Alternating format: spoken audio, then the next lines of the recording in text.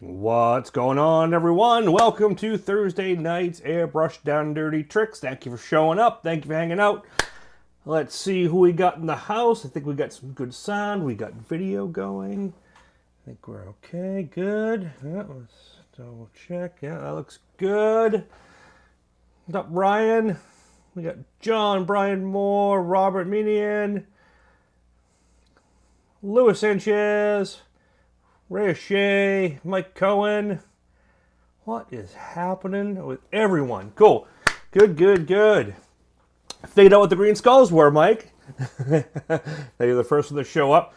Green skulls are obviously even cooler than gold skulls, which, in hindsight, probably should make gold the better one, but I digress. Green skulls are supporters who've been with me for 2 years. And huge thank you.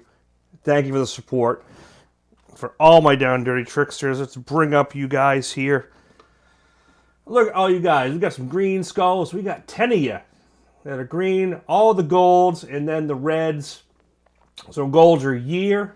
I think reds were 6 months, if I remember right. And then it was, I think... there's like brown, gray. I'm sorry, I forget the colors off the top of my head. But yeah, that's what's happening. Thank you to all my Down Tricksters. Thank you to all my Down Dirty Tricksters. If you don't know what that is, that's a way for members to help the channel. It's a $3 a month. It's a small thing. It's a thank you. But for that, you get 25% off everything at macabrefineart.com with the links and some other stuff. I usually do is a few free projects that members get, and every so often I do some things, and I'll do some members posts and things like that. I've been meaning to do more with it, and it's just time and getting everything done. So that's, usually the issue for me, but that's what's happening. Yeah, the greens pop, and it's cool. It's something new, and I'm going through ahead to finally put the reds in there.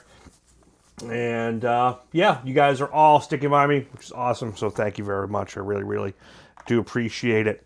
Let's get to what we're here for. Now, before I do that, we'll get the cleaning out. There's a store for any of you guys who want to go to macabrefineart.com. So all the downloads, all the vectors, patterns, projects, everything's there. I got to start putting some artwork. I got so many panels back here. I'm getting too many panels for the house. So I'm going to do a new section on the store soon. I'm going to do live feed panels, ones that didn't sell, that I just still have. And then I'm just going to do a whole panel and original art selection. Because I got years worth of stuff here that really just collecting dust. It's all great work and I love it. But I got to make room for more. So I'm going to start putting that stuff in the store. It's reasonably priced. A couple $100 for a panel. Some of the bigger ones, I'm going to put a few of the bigger ones up there as well. Some of the ones that are like 50, 60 hour, like real big artwork panels like Seamer and such. Again, we're going to use that money to invest in new equipment for the show and keep this thing rocking and rolling. So that's what we got going on there. And we got the International Airbrush Days coming up next year. That's going to be in May in Germany. So any of you guys in the UK, Germany area want to come to those workshops, they're taking signups now. I don't know what the class sizes is. I got to look into it.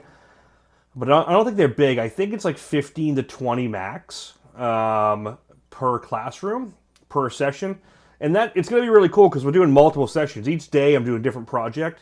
And then I'm doing nighttime demos and then just free demos on top of that. So it's a really amazing program for the International Airbrush Days. I'm really stoked to be a part of it. We got that coming up very soon. And you keep all my data. You can find everything. Is all my social pages right there.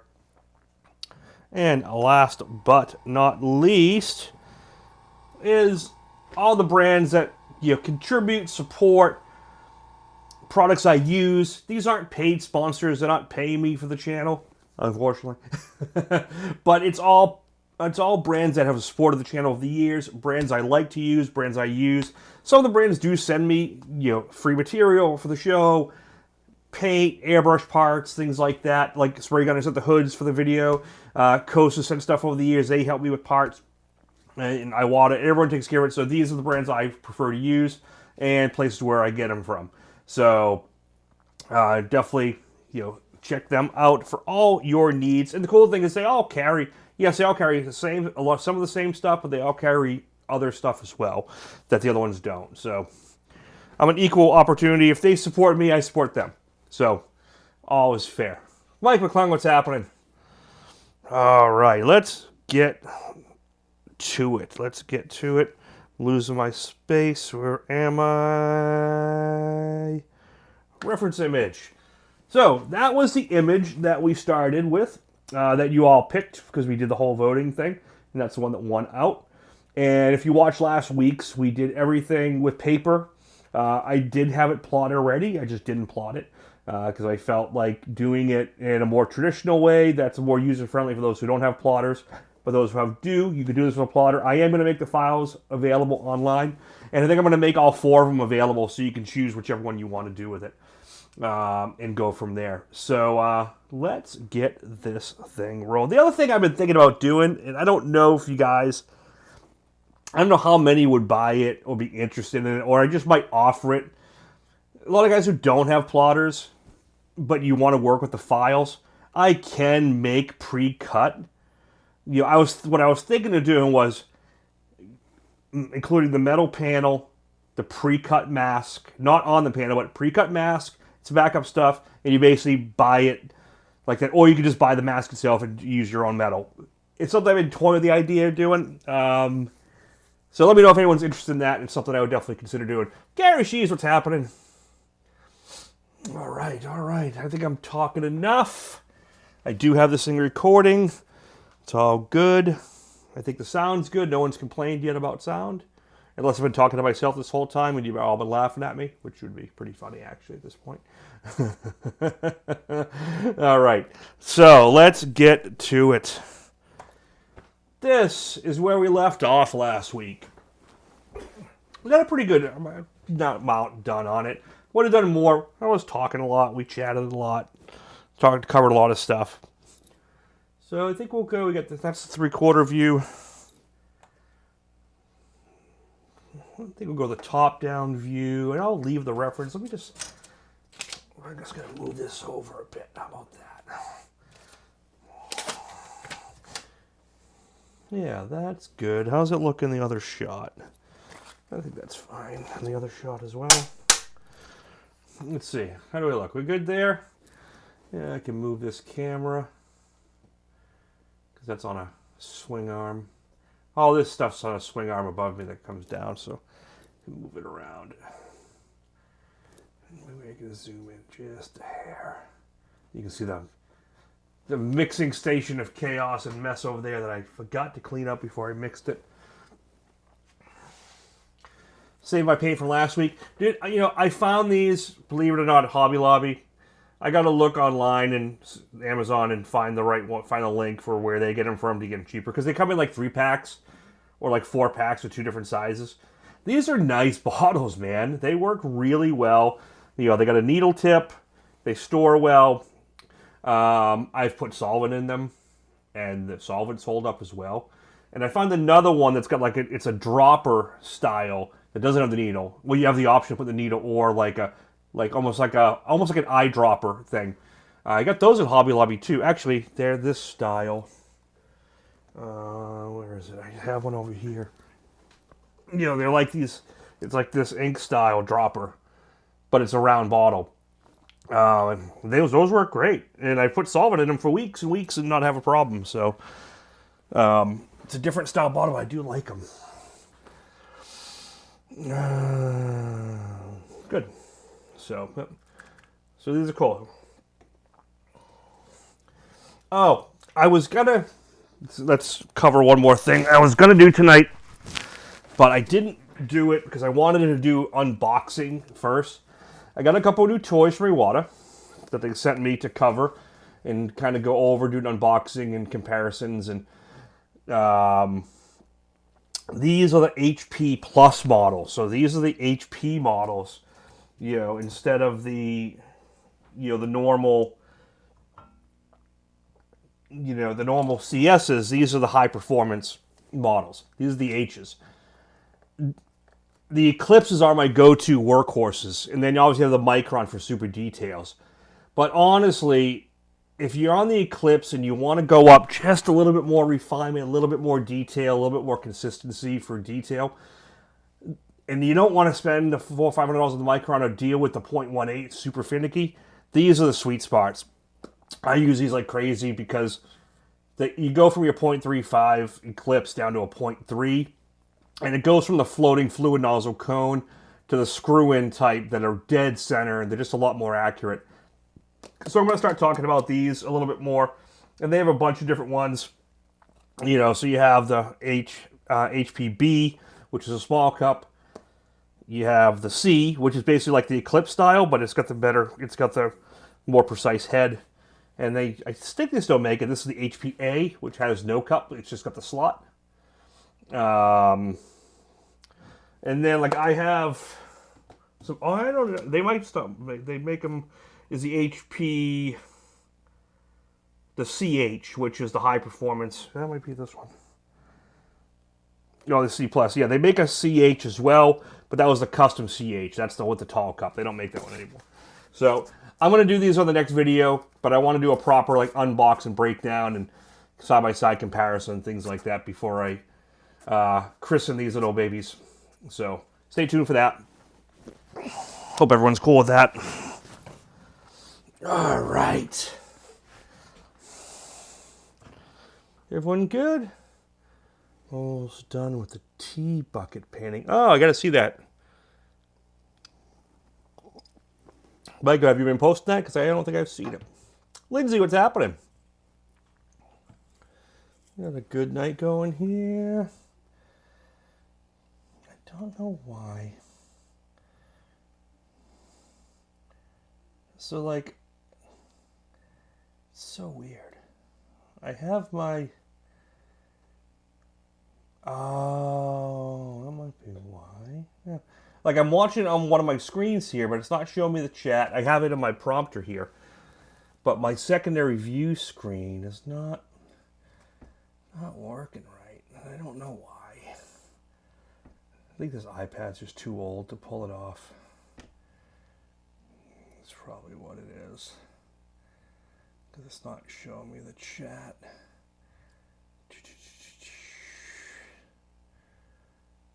Don't know. Huh. Yeah, that's that, yeah. Is there a way to turn the chat on? It's not letting me. Ah, okay, sorry. All right, just had 2 full sets of bagger tins dropped. Summer is over. There you go. Yeah, I finished that red bagger up last week with the skulls. You know, the skulls and the center racing stripe, which came together great. So I know that. And I got just set of bags pick up tomorrow. I got a chopper I got to finish and a gas tank that I just finished the design work. So yeah, luckily work still flows in, so it's all good. Yeah, Lindsay, it has been a little while since you've been in. Thank you for sticking around. All right. So, I saved all my paper cuts, and I meant to print a new one. So hopefully I don't need anything else. But I do have my paper cuts here. You know. And we got our brush.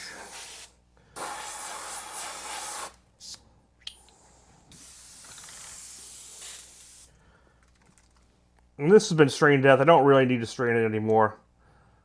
But you can see these are nice. It just boop, just squirts in really nice. The cool thing about the needle is if you do it with a chunk in there, you're probably not gonna. It's probably not gonna come out and get you. We'll just start over here.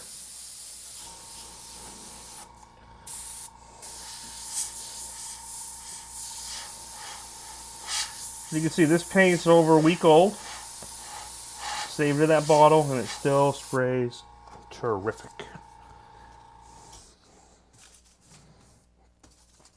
We got our skull down here. Let's get this skull done. That way both skulls are primarily done, and then I'll get up to the crow.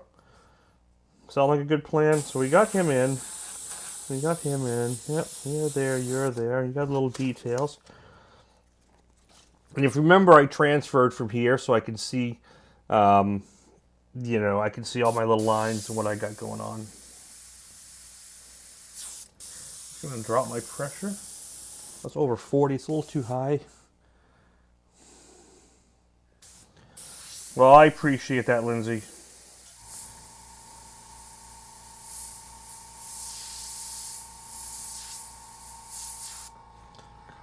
You know, maybe I don't need to take this off, but it's just, I like to see the needle. And I'm a glutton for punishment of damaging the needle. Oh, the other thing I'm going to break out, before I go too far, I don't know if you saw the video I put up, but I took my Takumi Eclipse and I turned it into a custom with a K Takumi Eclipse. So I put a double cutaway handle on it and a big, tall side cup to basically now match up with the custom Eclipse CS that they released. So now this is the Takumi version of it. So they don't offer this. I made it. I bought the extra parts and made it happen. So it's cool. So now I actually loosen this up and you can pull the needle or move the needle around without pulling the whole back off, which is kind of cool. Yeah, it just gives it a different look because why not? And I got that cup, and I like the one-piece cups. They have that size, which is like, I think, a ½ ounce. And then you have the smaller one. Well, this is the ½ ounce, and then that's a little bit tall, 3/4 ounce. I like these ones better than the ones that you can unscrew. Personally, personal preference. Okay.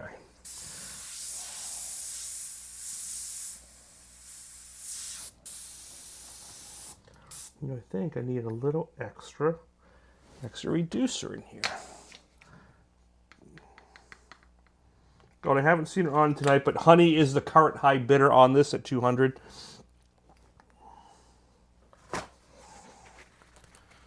If anyone's interested in upping that, I will happily accept. There we go. Just a little extra thin.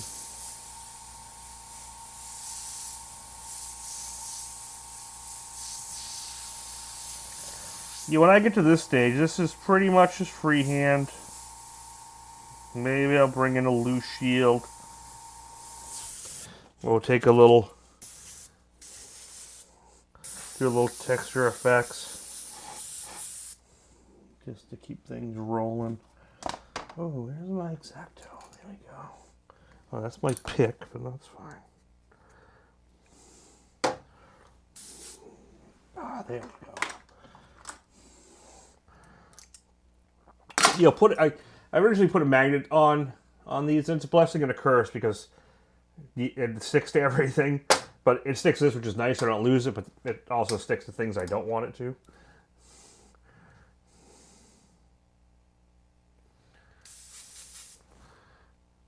I've been invited to the Lost in the 50s car show. They want me to set up. Dude, Michael, do it.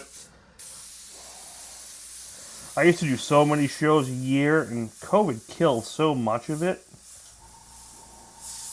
that I just haven't done any.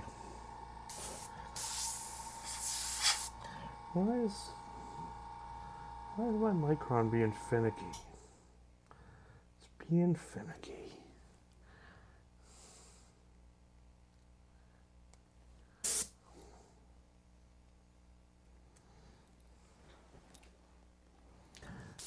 Yeah, I got it down to 75 in here, so I shut the AC off. It's already heating back up. It's nighttime. It's been a really muggy, humid day here.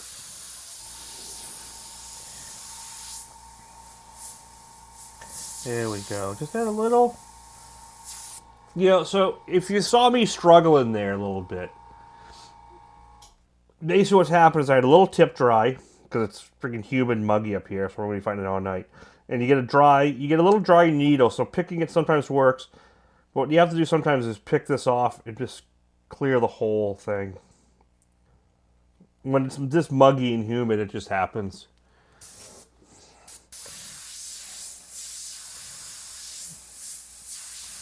And that is one thing with water-based versus solvents. They are more finicky and more tricky when you're dealing with like humid temperature. You know, not so much the temperature. Temperature does affect it, but it's humidity that really affects it, like the dew point and stuff. Like if it's super dry out, you can have it actually dry too fast on you, and then you get that skin. There was a big debate on one of the pages, and I went back and forth with one guy about it. And it's, you know, when you're doing candies and you're doing stuff, especially hot, dry environments, the big key is getting a lot of dry overspray. And that dry overspray gets chalky, then you put wet paint on top of it over and over again. You end up with a chalky mess, and then when you clear it, it'll mottle and bleed on you a little bit. And that's something that doesn't matter. Solvent or water does it to both. Water's a little more susceptible to it, but not detrimentally so. It's just something that you have to keep an eye on.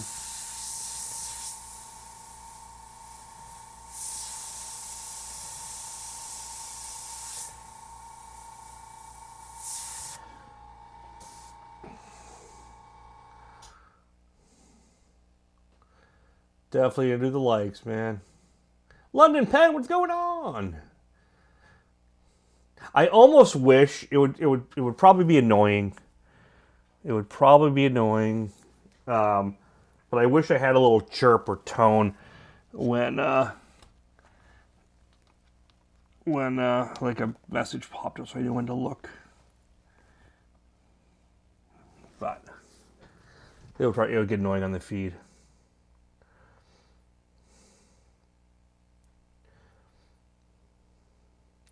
Yeah, I have my air conditioner off, but I'm toying with the idea of popping it back on right now.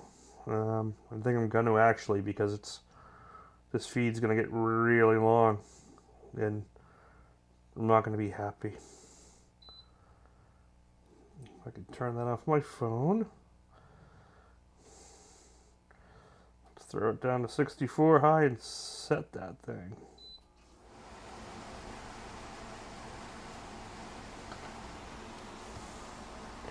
Well, you know, I want to turn the fan down low.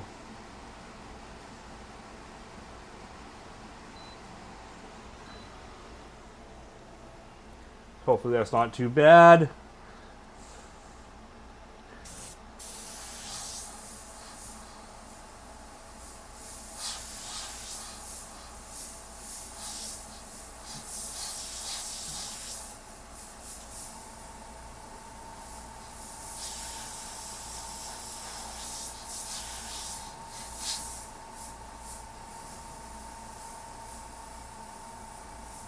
See, the cool thing at this point, the skull's pretty much done. Nice and quick. I can keep adding to it along the way, but it's done enough.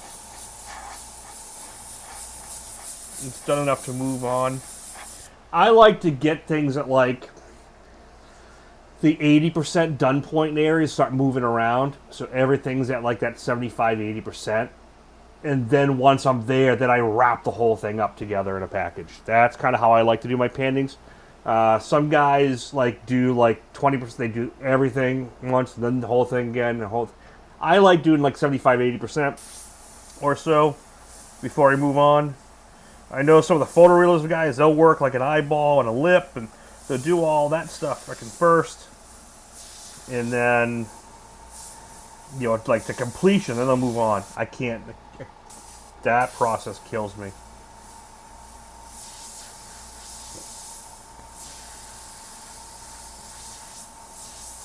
I'm going to move up the candle, kind of a waxy flow. Actually, someone asked me about like flowing, making, I think it was gold, and I'd love to do one of like a flowing gold, liquid gold. The only thing I'll tell you about making liquid, obviously the reflectivity of it's going to be a big difference. Understanding how coarse shadows and highlights work. So understand that this is the drop shadow, and the shadow inside here has to move in just a little bit Just like when I do like a rivet demo.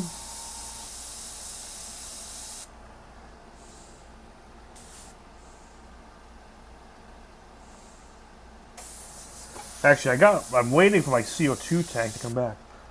So, see how that shadow, you can, the secondary light's there, it's bouncing off the skull coming back up. That way the coarse shadow's moved in. That gives you a better, more rounded radius looks. And that's like 101 when it comes to doing, you know, melting things and stuff like that. Understanding your light source and shading. And we'll talk a lot about that. And I'm just kind of winging it. I'm not going by a photo. So I love CO2 tanks. You know, I think what I like doing with CO2 tanks, when I go to like shows, I used to do like t-shirt events and gigs, I'd rather do a CO2. That way I never have to worry about power. The air coming out is always dry. The CO2 is nice and dry and clean. It's nice to use. But I used to do a lot of college camps, like t-shirt events back in the day. And you go to them and you're in the middle of a field with no plug. Well, if you do got a plug, you're fighting with every other vendor and you're robbing power. So CO2 I love. I'm actually waiting for it to come back. So certain feeds in here I can just use a CO2 tank. Rivets are fun. And I have a how-to. That's but it's on the Iwata page. I should do another one here. I've been wanting to do like a bomber panel, like metal plate in a while. Me and Rhino did a class a long time ago with this. I have a really bitchin' file we can use. So I'm gonna eventually do that.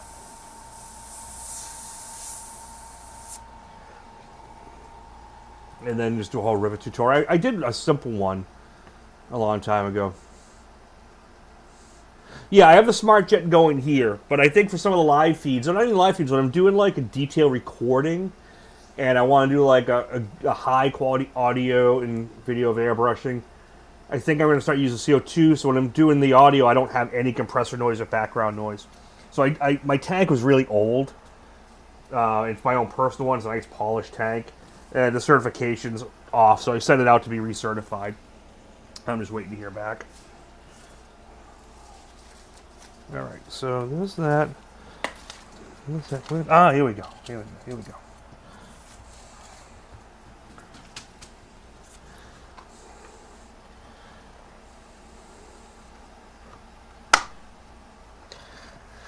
I'd like to do it as a World War II pinup, but you can't.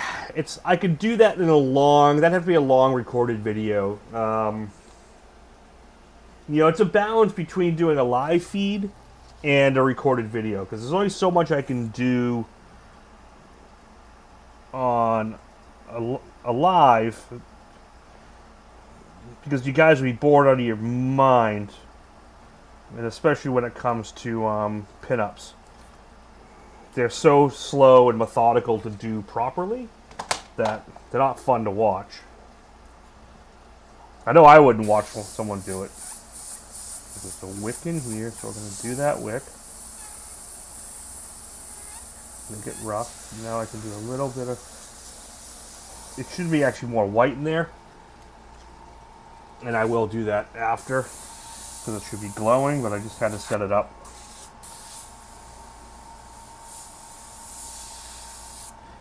What I should be doing.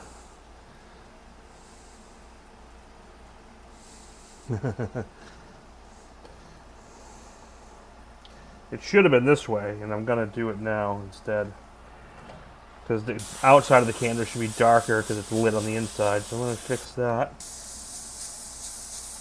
and I have to freehand it from the rest because I dropped it.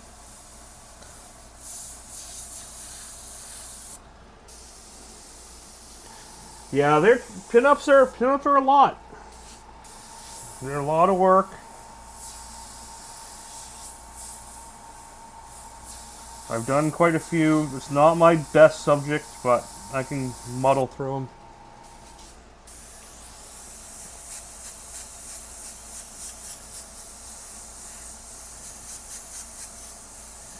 Okay, so that's pretty good. It's done enough. Let's start highlighting this thing.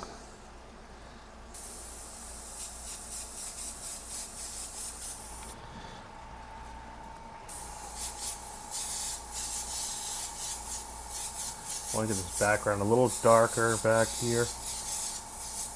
Yeah, I wish I brought in... Oh, I should do it. Maybe I'll do it after. Or... I should have printed like a cool wallpaper pattern to go in the background. Like, you know, the shining rug. Or it would look really cool if I was keeping this. Or if whoever gets it wants it done and wants to pay a little extra. The Haunted Mansion, like wallpaper. So it looks like this wallpaper in the background. That would be cool. Probably can't do it after the fact anyway, so I'll figure it out if I can. Mike Stan, what's happening?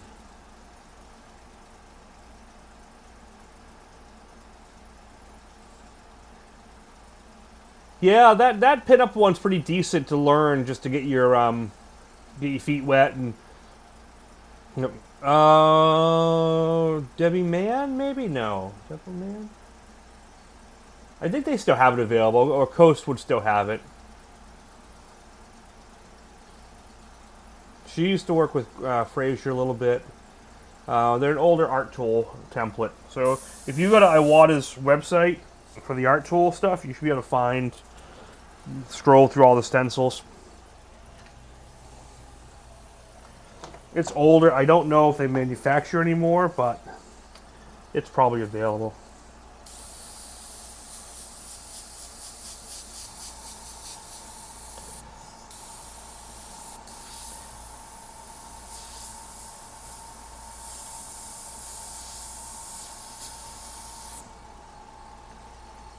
Yeah, Holland Mansion, I don't have the pattern. I've always wanted to make it, and I should. Just for myself, because I could never be able to sell it. So nobody asked. But what's up, Mr. Barker? Thank you for popping in. Alright, so we got that. Let's get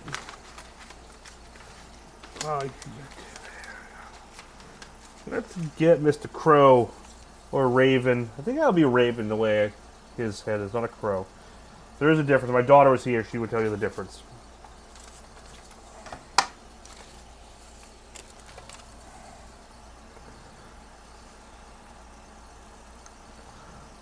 So I'm just going to separate.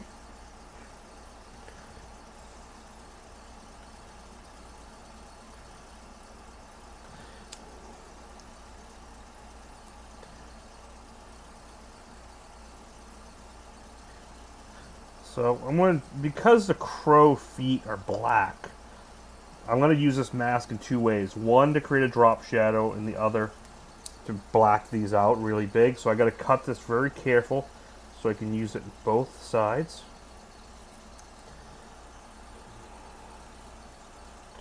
So I can both use the positive and the negative. I really need to change this blade. Blade is getting really dull. I think we got through it, did we? Yeah.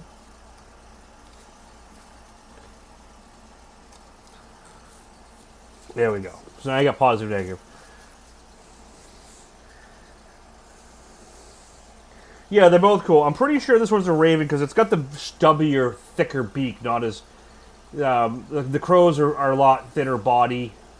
And they have like a narrower, whereas the Raven is a more bulky face, if I remember right. This interesting. So you like Pokemon? You got to catch them all. It's making noise.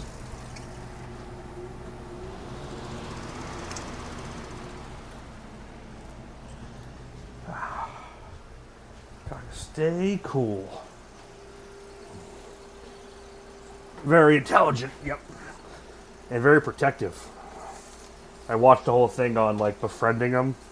And, yeah, they can get pretty ornery. Okay, so I could use this as a drop shadow. What I'm going to do first is I'm going to Basically got to black them out now. So they are exactly where they need to be.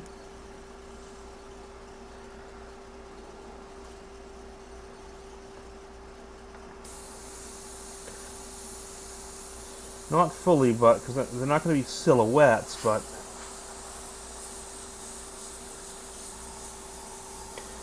I can do some erasing for the claws and stuff like that. So I don't want to kill it.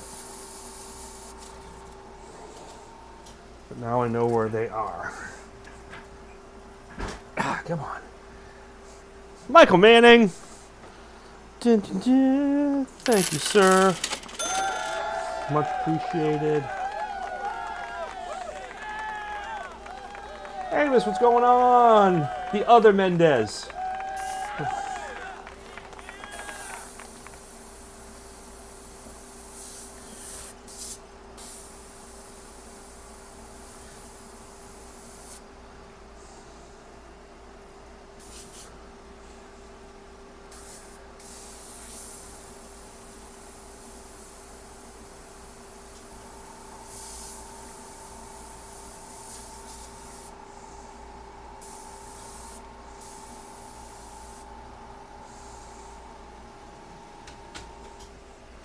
Blade, blade, blade.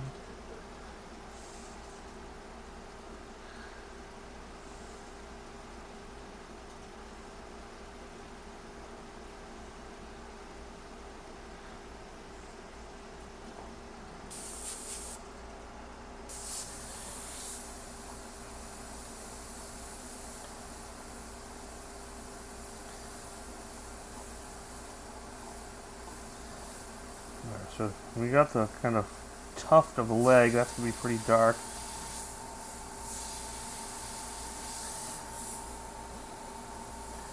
And that's the leg. It's really going to be hard for you guys to do detail on this unless I get super close, so then I got to readjust the cameras. Let's get the claws in.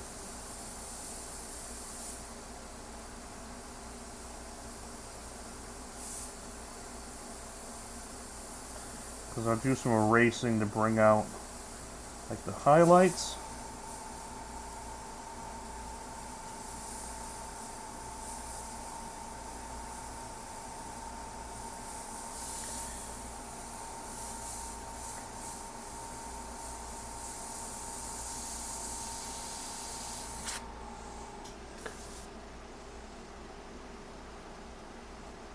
It just comes with time.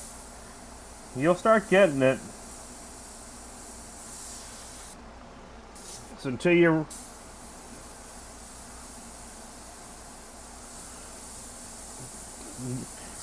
What I tell people, start with a limited color palette. Keep it simple. Learn to intermix on your palette so you don't have to have 50 colors out. Definitely learn about different harmonies and how colors harmonize together. That's going to help you. I did mean to find... I meant to find that book that Steve Gibson recommended to me. That's just an outstanding book.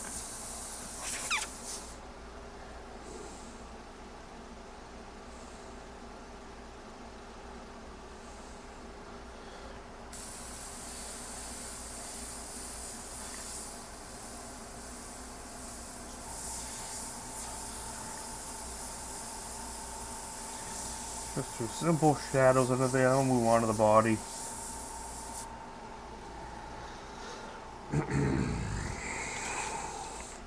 Because I got to get him separated from the background.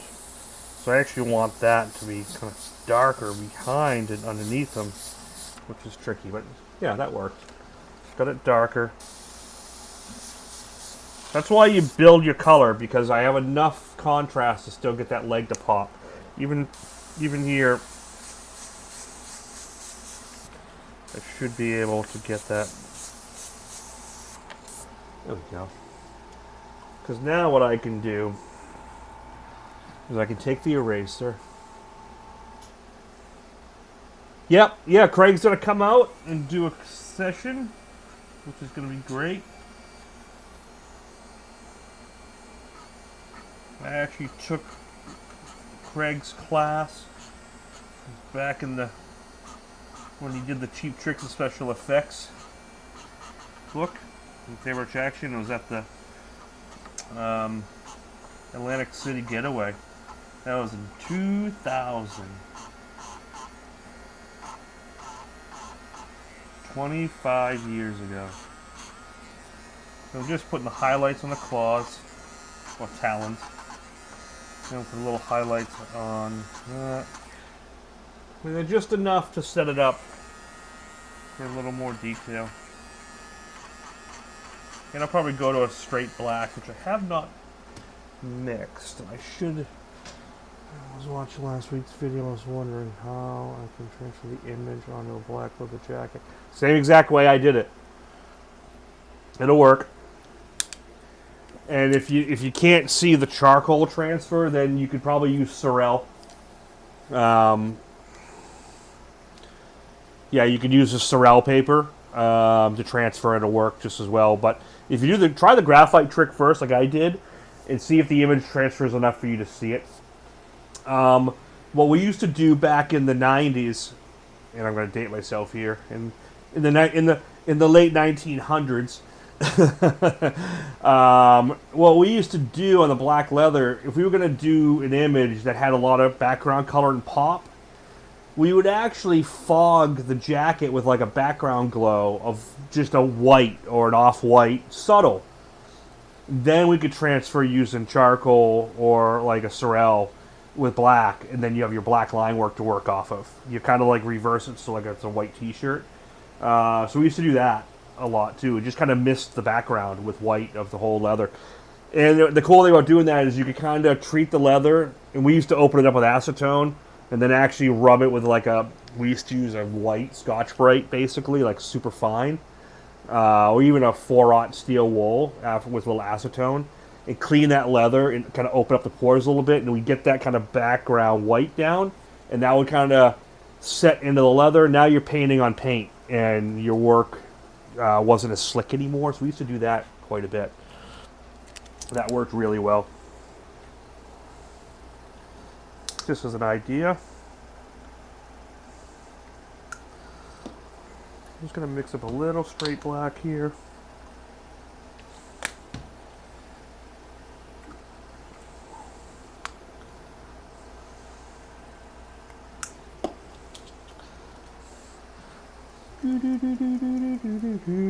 Mix, mix, mix.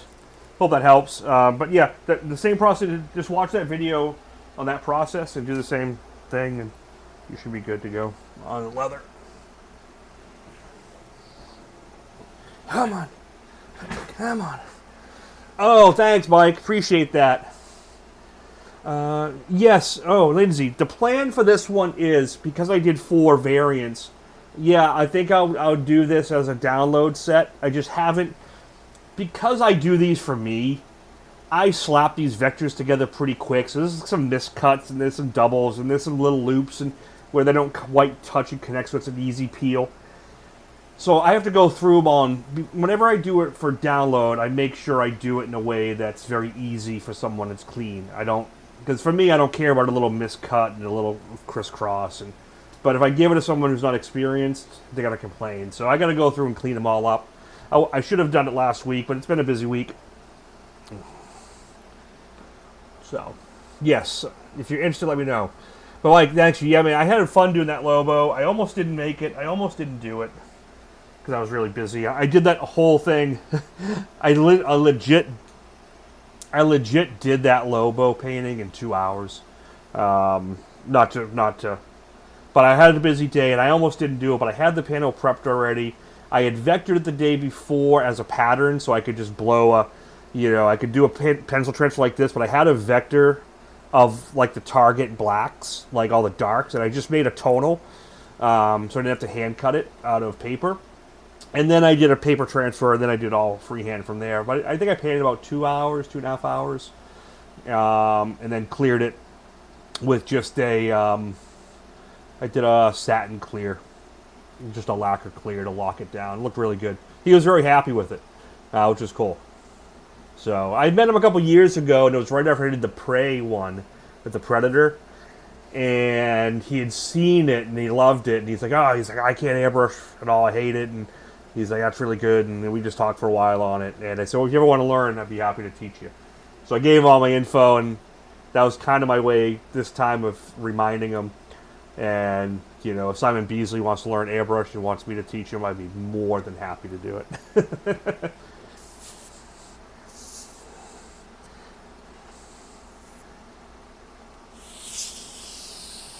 Yeah, and Lobo's going to get big because he's going to be in the Supergirl movie.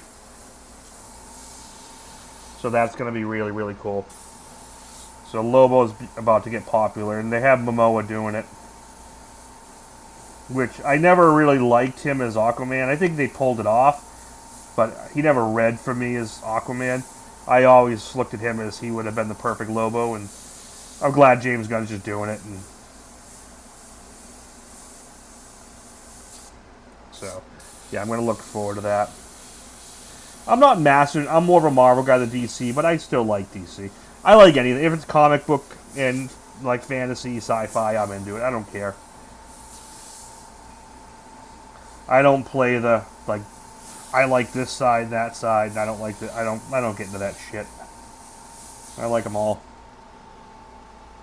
Yeah, Brian, I watched that last night, man. Super good. I was really happy with Alien Earth. And that kind of reminded me about the alien painting I did a few weeks ago, and it didn't even register to me that I was doing that at the same time that was about to come out.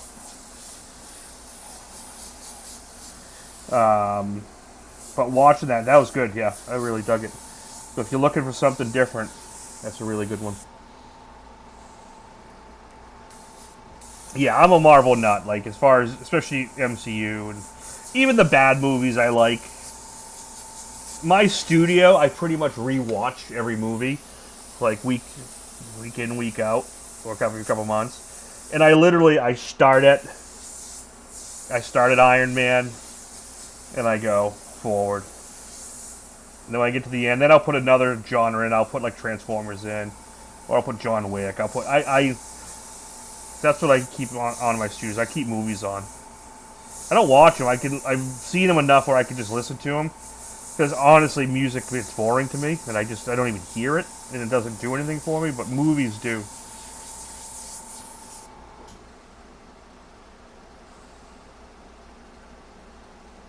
Yeah, I did that time-lapse today. Because I watched that last night, I'm like, oh, I should do a time-lapse. I think I'm going to, I think I might slow that time-lapse down like 50%, and then do a voiceover and explain each step as like a semi-quick tutorial.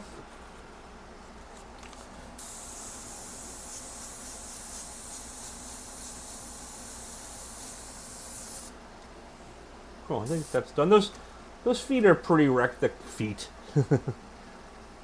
Comic, yeah, man, Mike. So comic art, and I've said this before, comic art is what got me to be good at freehanding. And especially Todd McFarlane. And someday I'm going to do a Spawn on it. So, Todd McFarlane's Spawn got me into comic. Because it came out when I was in high school. I was never a big comic book kid. I had some, G.I. Joe comics, had a few, but I wasn't a big comic book reader. I wasn't never a big reader in general.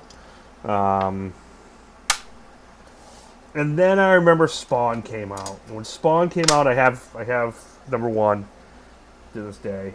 When Spawn came out, and before Spawn, when Todd McFarlane did Spider-Man, his design of Spider-Man was so epically cool that I got hooked on it.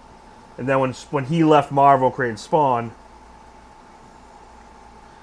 I followed it and we got more and more into it. And then honestly, the movies got me more into than anything. Oh, this white is not strong enough. I think I overstrained it.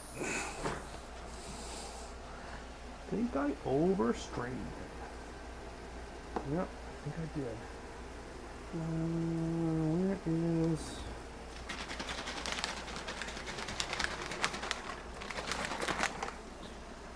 I'm gonna add some showing your age, brother. Yep, yep. But I remember I was at the, I want to say it was freshman year. It was probably about the year when McFarlane was drawing Spider-Man. Because I remember copying the cover. A friend of mine, he was an amazing artist, drawer.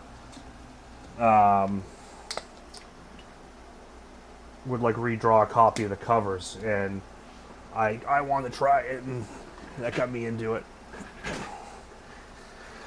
49 2 months ago. Yep, I got 2 years on you.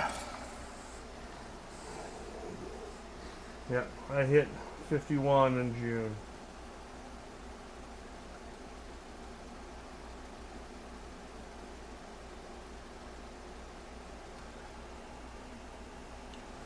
Alright, so I'm going to let that strain down a little bit. Alright, let's go like this. I want to keep him intact.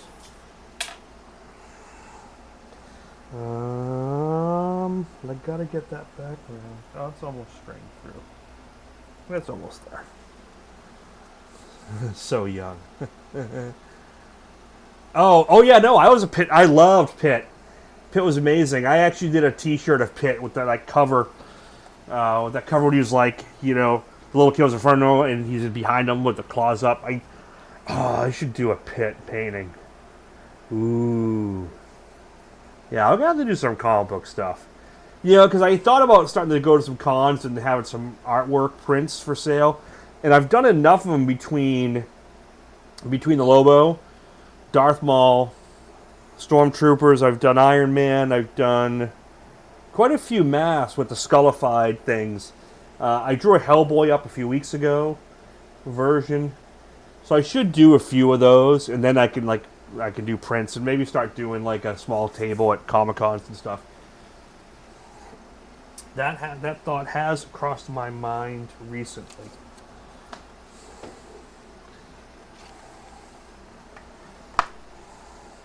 Yeah, Pitt was cool. I remember just the first time seeing the teeth and the claws. The way he drew them was just amazing. And the last time I liked someone's... the only other person that basically I just went nuts over their hands and claws was Don Bluth. How he drew Secret of Nim, how he drew Dragon's Lair, the claws, and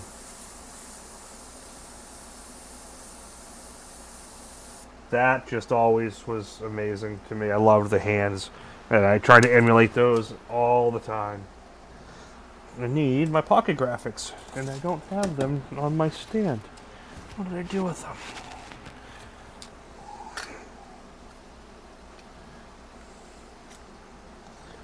There we go.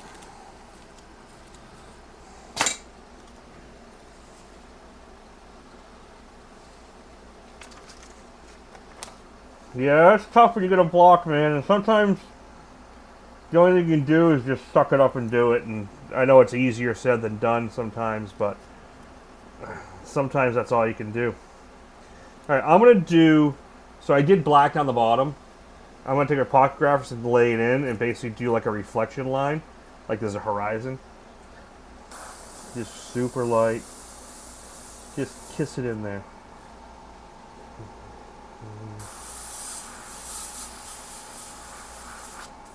There we go. Just enough to get a little something.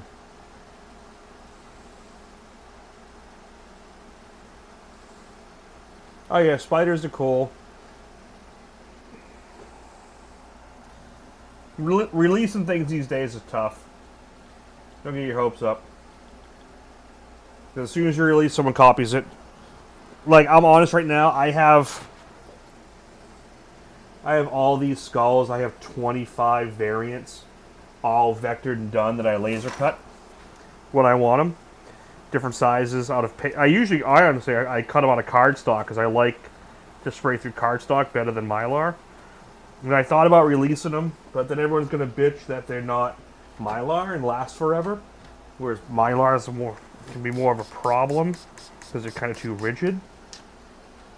Or I was thinking releasing them in both. But then I kind of know as soon as I release them, people are just going to copy it and make their own. So it's almost not worth all the extra work to put it out there sometimes. You know, I get in my head. So I make them for me. I kind of want to try Realism Ninja Turtle. That's battle worn. Yeah, that's a tough one. I would look at how they're going to do like the new Ronin movie. Or the series. I think it's going to be Netflix. Alright, did this white strain out alright here? Let's see.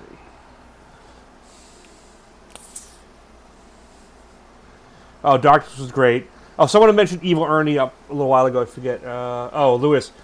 Yeah, I don't know his deal at all. I remember seeing him. I remember seeing about him, but I never read a comic. I don't know his deal whatsoever.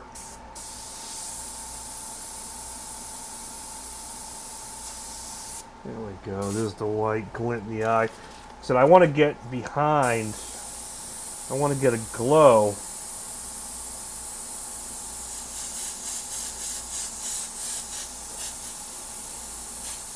Oh, I just blew the eye out. I'm an idiot. Because I want this candle glow.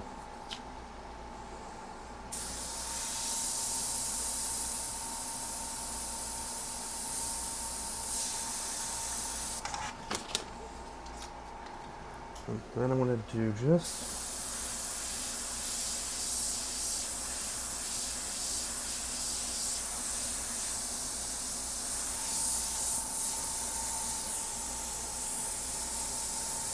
kind of laying it in.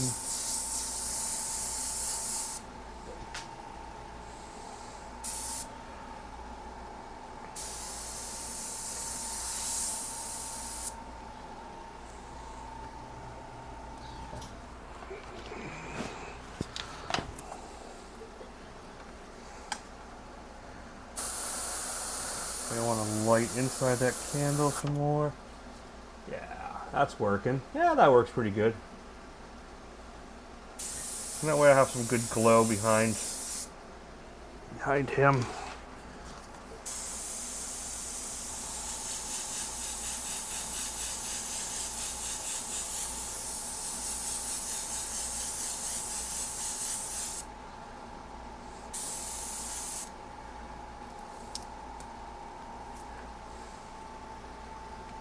Yeah, this is this panel is 12 by 18.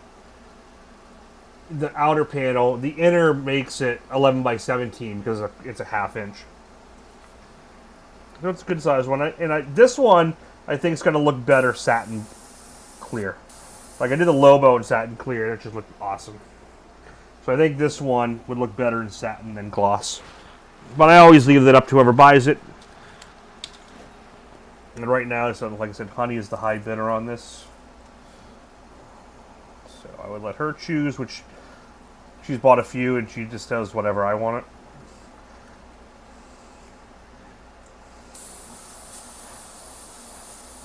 Just gonna bring that eye back out. So this is the conundrum. This is the conundrum. How much of this do I want to use? I think we're gonna really dissect this guy a lot. That's what's about to happen. Ah, here we go.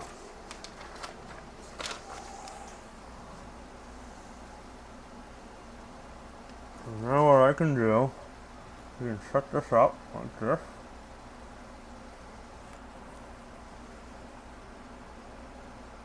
Okay. So now I can really hit the top side dark. And B can keep that, because I want this side really crisp against the light. Then I can afford to be softer out of focus here, but I want it really crisp here. Especially with this color. Because I want it lit more towards the bottom. So if you look, and I can leave this now, and I get it, you get that nice glow behind them. We were gonna do the pocket skull set years back, and they were too small for everyone to use.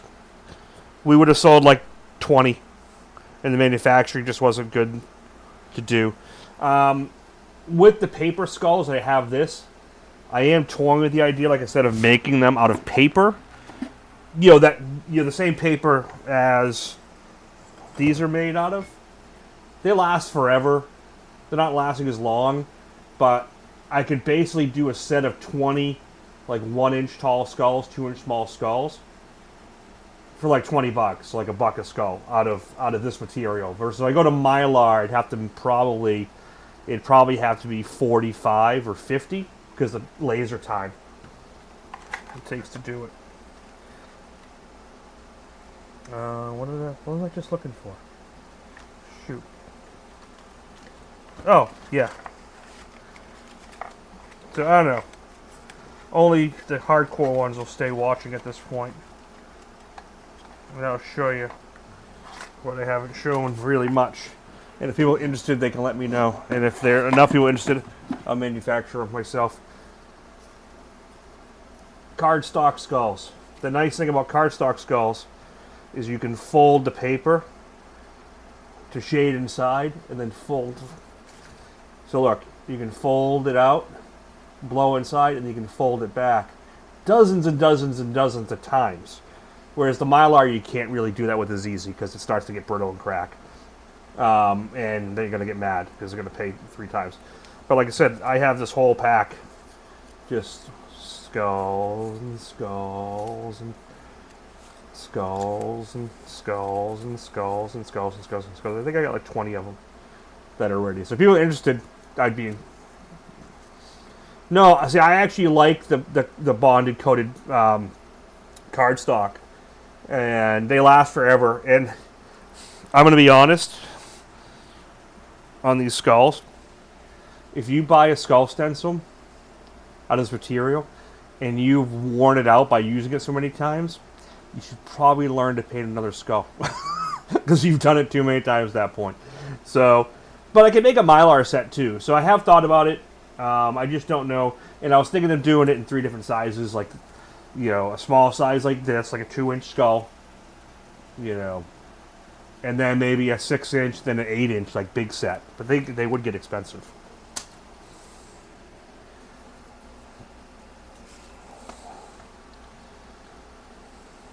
When in doubt, I'll take 2 sets. Yes, I've lasered them. I do it myself all the time because I've redesigned them and vectored them a ton. But it does come down to that. Hate to say it, but I don't want to do all the work and make it perfect for everyone and then just not get anything out of it.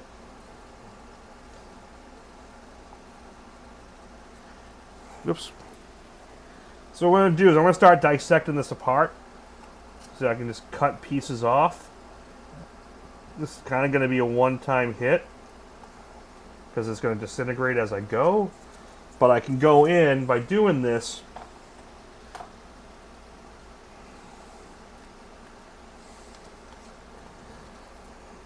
By doing this, now I can go in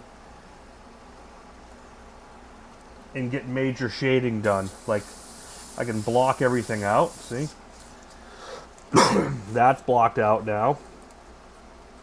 Now I can pull this off. Okay, let's go down here.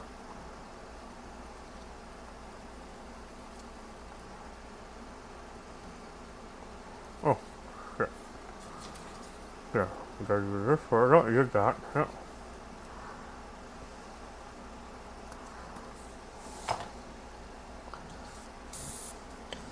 Yeah, so I like doing this because look, now I can just block shade in all these sections really fast and get a nice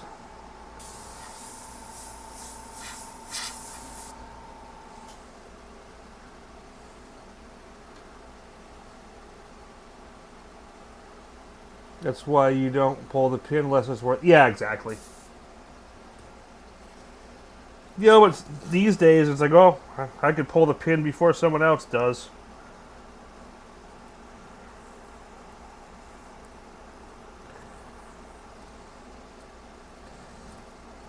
Don't know. We'll see. I'll keep you all posted and let you know.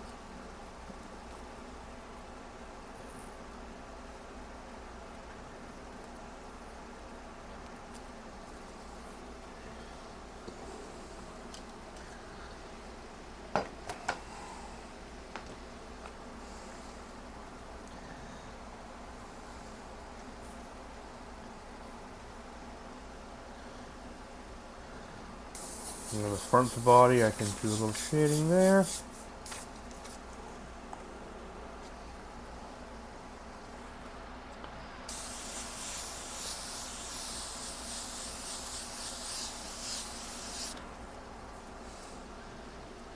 See how fast this comes together? You missed the Kickstarter suggestion, mate. They put their pointing where their mouth is before you were... Yeah.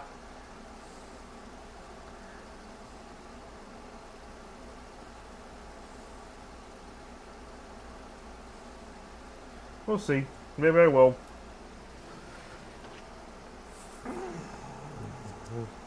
It's always just time.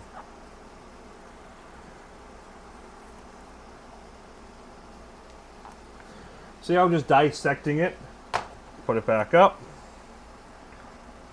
Now I can do this little underwing here. Feather. I can fold this one back.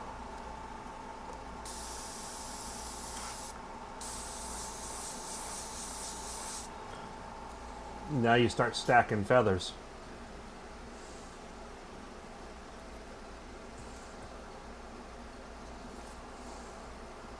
Now I can cut this one off. And just keep working your way through it.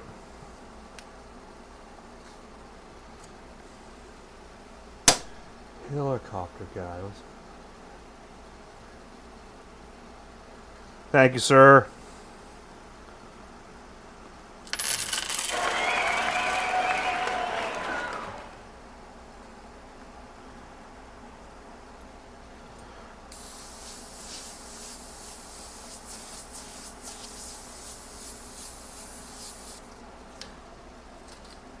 Just softly comes together. And then we could shade, we could scratch and erase before we do anything majorly freehand, and all your structures there.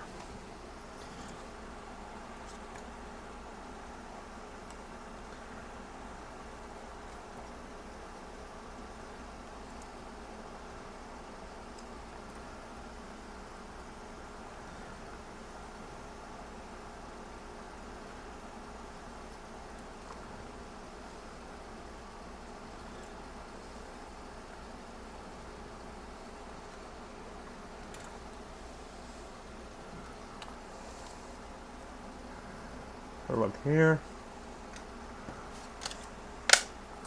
because now I have a little fold here. Look, I got this little fold.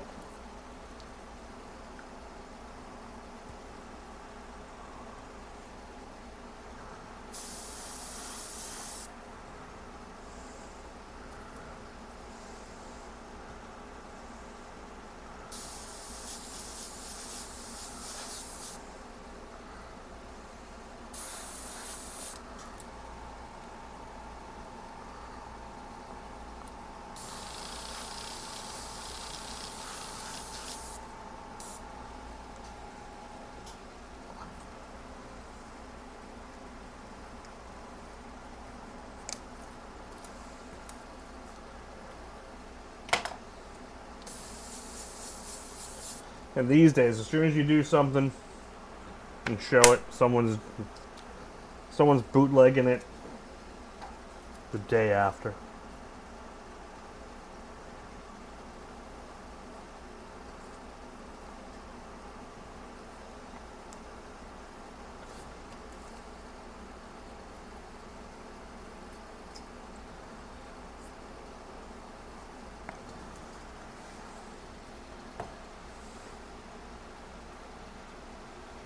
Right, Shay, thank you very much.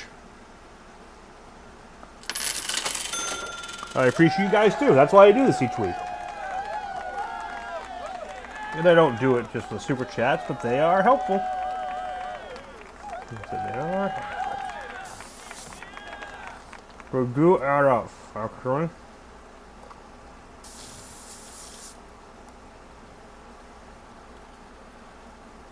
See, I'm just folding it back.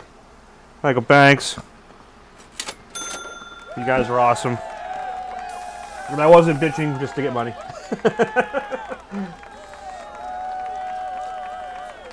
But it is an issue these days. Dan will tell you.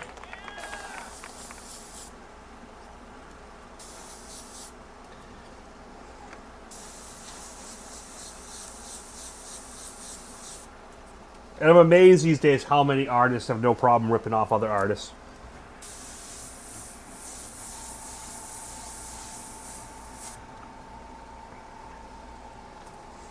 Like, probably one of the most stolen from artists is Rod Fuchs. Still, like, he gets stolen from all the time.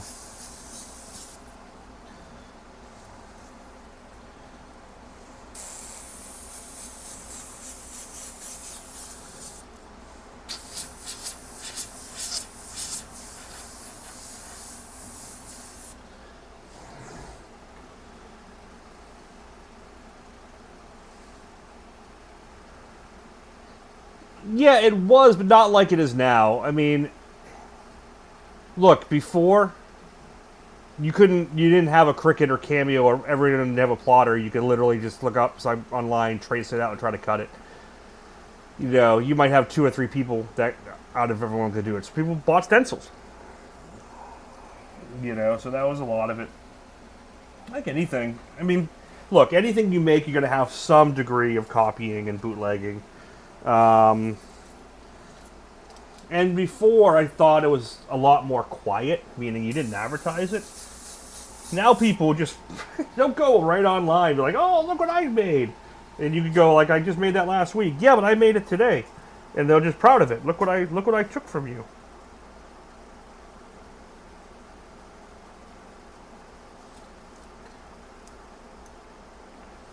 So it's definitely worse now than it ever was.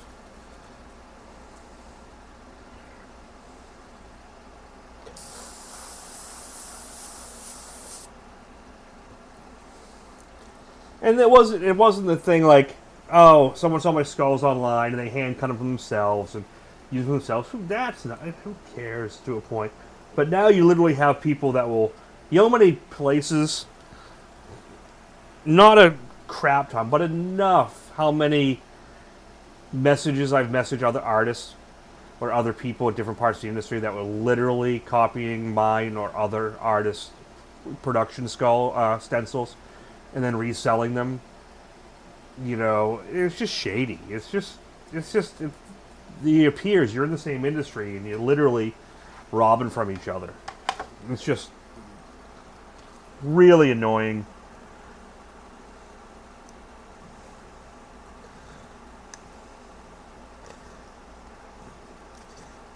Those artists usually go away after a while because they don't usually make it very far, but some stick around.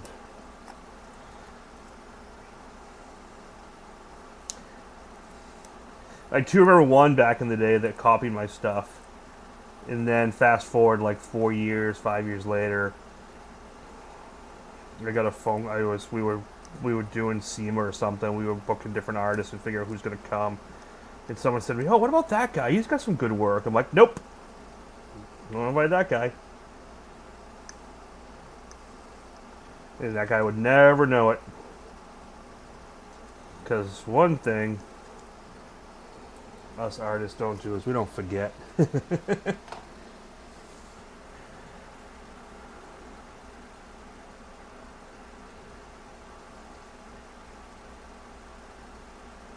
Oh yeah. You know, tattoo's been like that.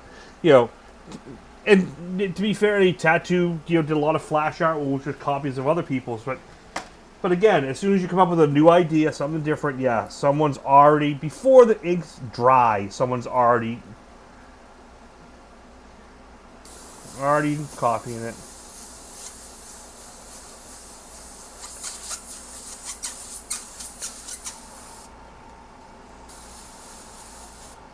It's like Rodney Dangerfield. Hey, you got no respect. There's no more respect for anything. I'm just sitting there ranting away. Back in my day, no one did that. Rob, thank you very much, man. You guys are great tonight. I should bitch more. No. Yeah, hiding signature doesn't do anything anymore. Because they're just going to copy. They're going to copy it without your signature. And if they want to steal the actual image, they just... You can have AI take it out now.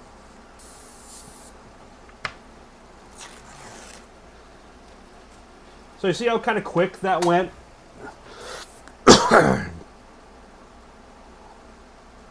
I know you guys do. You guys are the best. But honestly, that's what keeps me doing this. And keeping it reasonable. And I got to do more. Because I have a lot of fun developing these. I really got to do some Zoom classes with you guys. And just so the guys who really want to support and take some good lessons can do it. Small group. I actually had a private session with a guy. We did a really cool project a couple weeks back. And I didn't post it because that was his private session.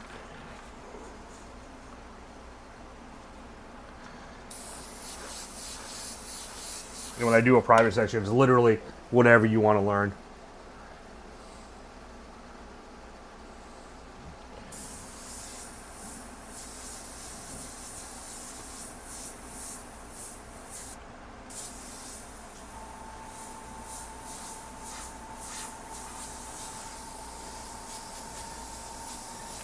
So this is where you decide, like, client, how much are they paying?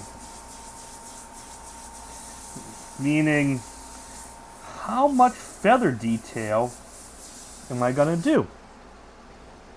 Because you could do a lot, you could do a little. You could leave it right kind of where it is.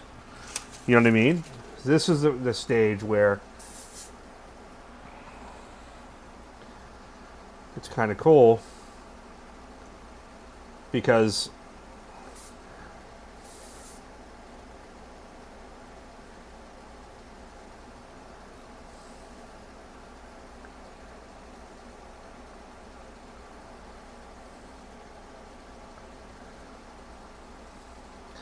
yeah, and look, with people, some of my stuff is obviously meant to be done over and over. And if people do it, that's fine. Put your own spin on it. And what I tell people is, look, and I can't tell you the amount of times I've had people bring me Rod stuff from OG Abel. And these are all guys I know well, and I've hung out with and worked with. And I've had to go, oh, I want this image done.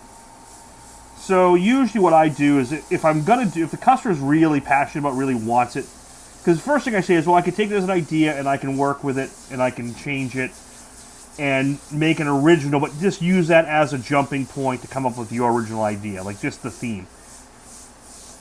You know, you could do that. And most customers, yeah, that's great, go with it. So that's 90% of the time. If there's a chance, like, no, I really love that image, I want it done exactly the same. What I do at that point is I call the artist and basically say, hey, I got this guy who wants to do it. And I won't do it if you aren't into it. I'd obviously give you credit. That's the other thing. I never do it and say, hey, look what I made up. You know, it's like people relying on AI. AI is a good tool to use to come up with ideas, but you got to use it as a jumping point and put your own spin on it. Other than that, you didn't do anything.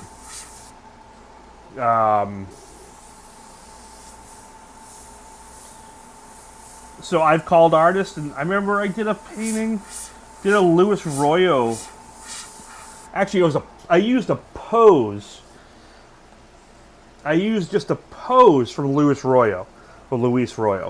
So I'm a massive fan of his work and of his work, and I was developing this image, And I wanted that specific pose, specific feel, and he nailed it. I didn't want to copy the image, I just wanted that pose. And that I even didn't copy without, I actually messaged him, emailed him, gave him the pitch. I said, I want to do this, but a different image, but I want to use that feel and that pose. Are you cool with it? And he said, absolutely, on one condition, you share the image with me when you're done, because I'd love to see it. And that was great. Total respect for me. I respected him.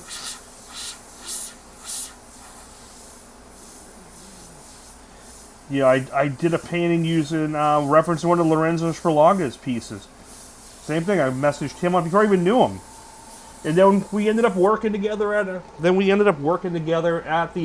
Airbrush Action Getaways.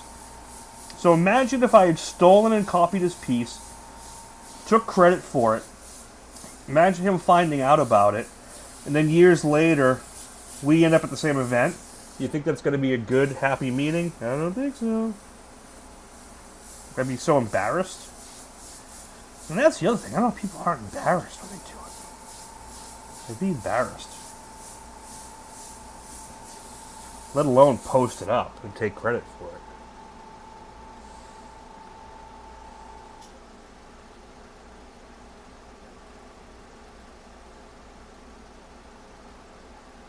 Yeah, it's awesome.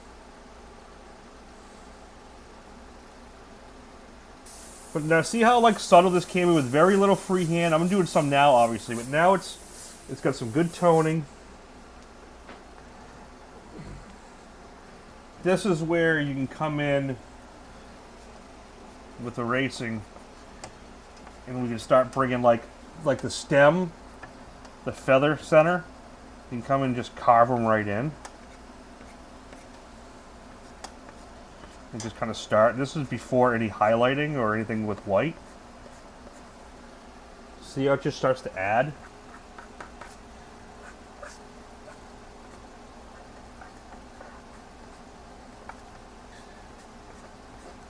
If you want to add the feathers themselves, you can do that.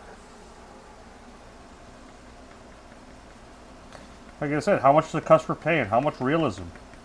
Do every feather if they're paying for it. If they're not, just shade it so it looks like you have a bunch of stuff there. And the customer will be happy.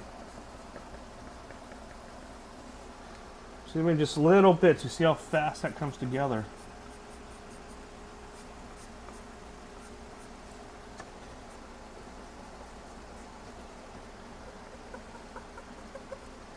And then I'll come in and shade it again, and we'll highlight. But in here, look, I can come in and just actually do some feathers on the back.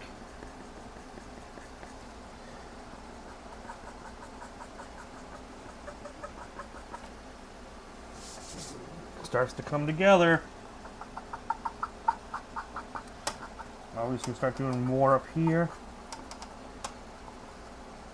Highlight that beak. The eye. Oof, Mike, have a great night. It does come early. Let's see how fast this starts. Just a little erasing. Pull some feathers back in, make them soft.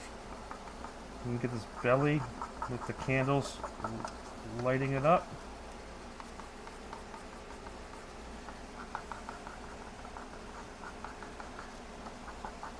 Even this. So this is from a photo I found online of a crow. So I could be looking at the photo and copying every feather for feather. You know what I mean? But I don't want to. I get the idea, and I want to put my spin on it, my kind of look, my style. And it becomes my painting. You know what I mean? It's...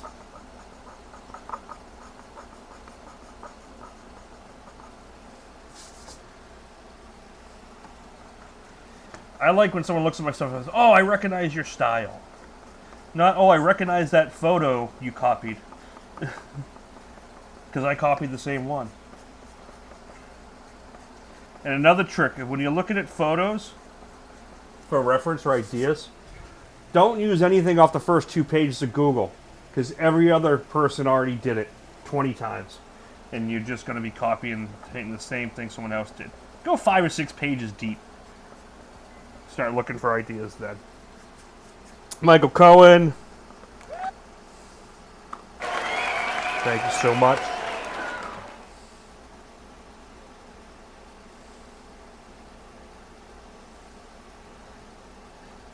Can you erase on leather? Yeah, so if you're careful enough, then just remember, if you start doing white work and you start erasing, you're gonna get black lines because you're gonna go through your white.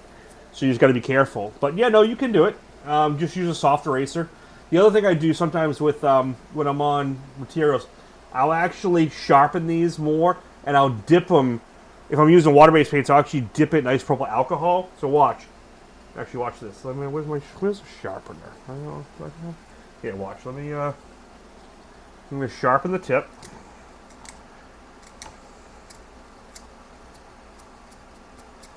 So I'm going to sharpen it to one side, like. So it's almost like a chisel tip. So now with the chisel tip, you can really get in and like carve hard lines. But watch this. I'm just take a little isopropyl on the tip. So basically, I'm soaking the tip in isopropyl. And now it's like a water brush. It'll erase it harsher and faster because it's got a little bit of solvent in it. When I'm painting solvent urethanes, I'll dip it in lacquer thinner. And I can go in here. I'll just scratch here. There's so many ways you can do it, and that's just with a stick eraser. Or you can use.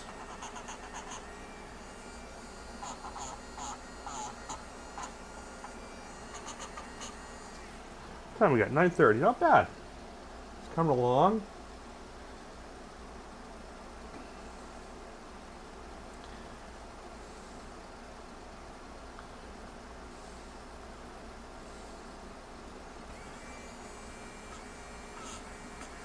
But yeah, so there's all sorts of tricks to it. So now I can come in. So now I can shade this back.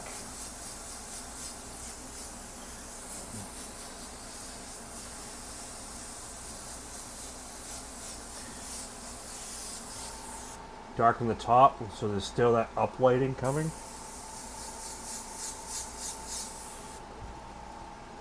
Or like, watch Rod do this. Rod will come in with a paintbrush and start brushing all the lines with some paint. Looks amazing. And you can go in, you can do a little brush paint. So Louis, you could do a little brush paint with the feathers, then you can go back in and tone them. That works great as well.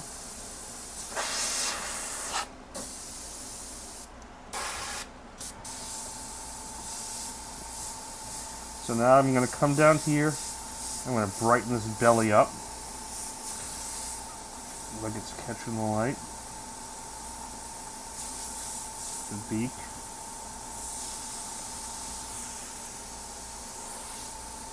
Above the eyes.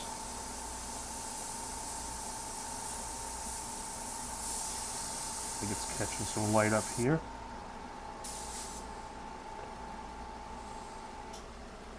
Oh, I think my chat might have frozen. Hold on, guys.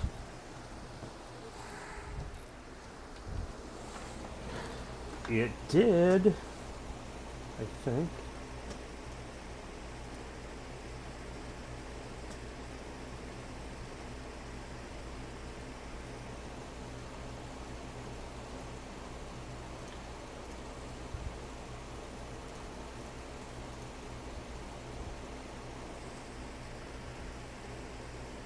Everyone's still there, right? Last chat was Rob. I think the feed's still going. Yeah.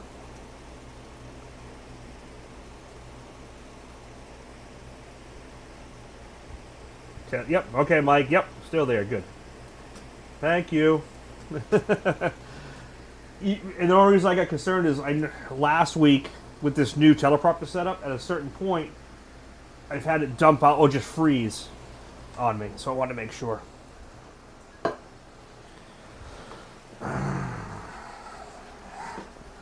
Awesome. Back in the saddle. There we go. Let's do a side view. So you can see from the side. Yeah, it's looking really cool. Alright, so see what I'm doing with the white. So kind of light in the bottom. Now I'm going to come in here. And I'm going to really light this side of the skull. Just to really get it to go. Hit those talons. I'm going to hit them on the top of that.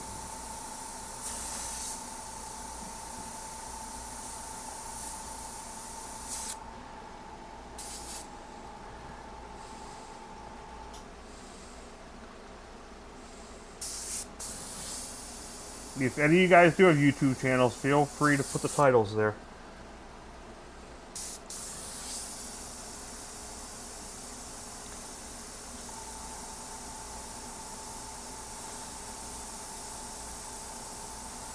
London, is your London Pen, Sean, is your channel up and running? I know you were starting to do some live feeds,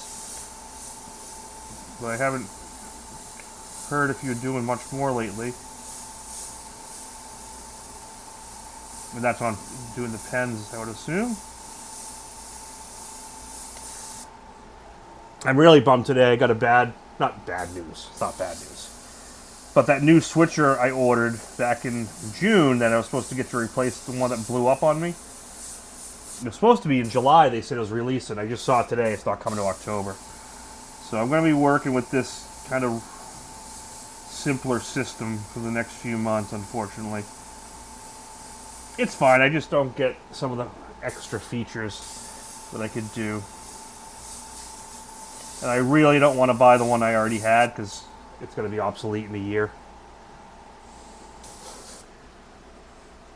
Oh, I'm moving in September. Oh, yeah. Wait till you get it set up the way you want it. Run your lighting, run your screens, run all the extras.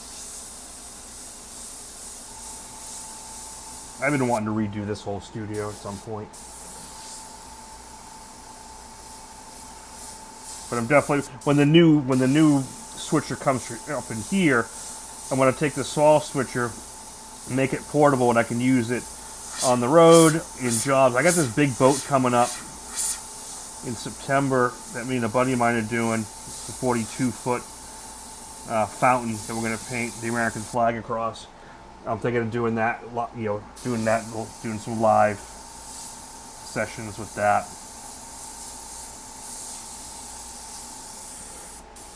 Okay, now I can go back here.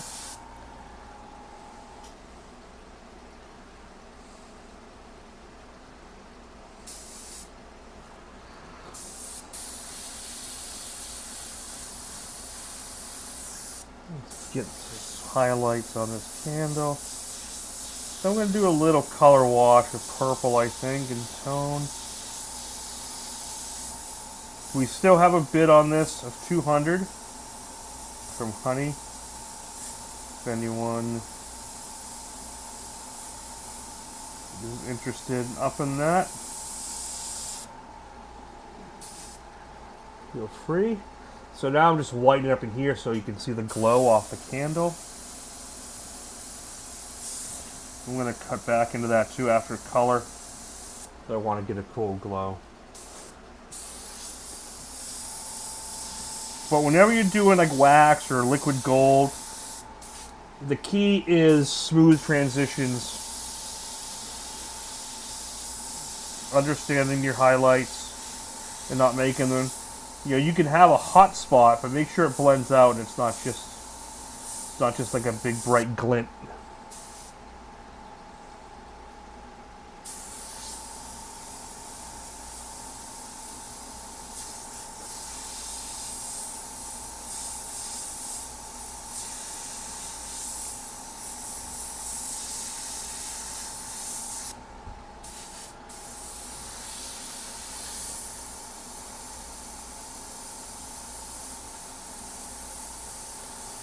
And then I gotta start my SEMA panels. We're already working on those. Thank you, Mike. Getting there, getting there. With the last wrap up, get this thing done. I'm not officially saying no, but next week might not be a live feed because Kaylee is going to school. Not this weekend. Next week she's going back. So I want to spend some time with her, and we're also going to have to get a lot of stuff done. So I'll keep you all posted.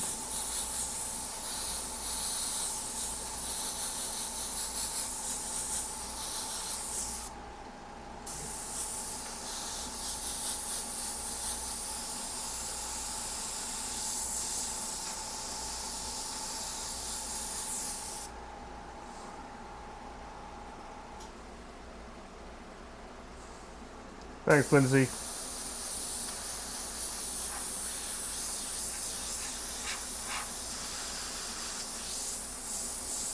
I love to start making more prints for people, but again, it's so costly to do them. To do them right, I can get cheap ones made pretty reasonable, but the good ones just really do the work. Justification, but you got to do a good amount of them to make it viable.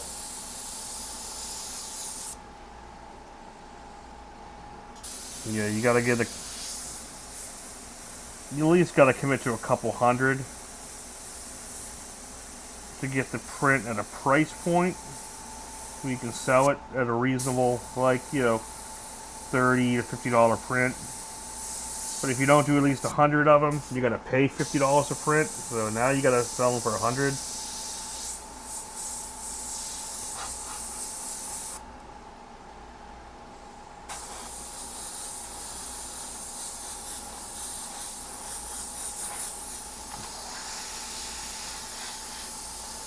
Just adding some more texture and tone. Sure, there's a full size shot. Because up here we got a lot of dark going.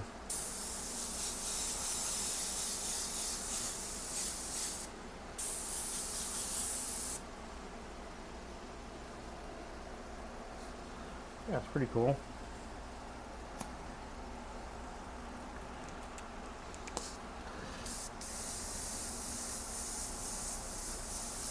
Okay, so what I'm going to do, I'm going to shadow this. I'll do some staining, like coming down the walls or something like that here, just so there's a little bit of interest back here.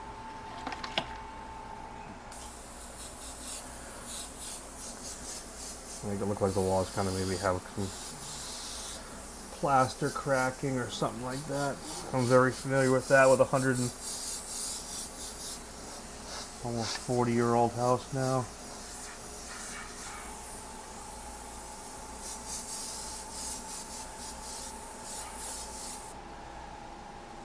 That's cool.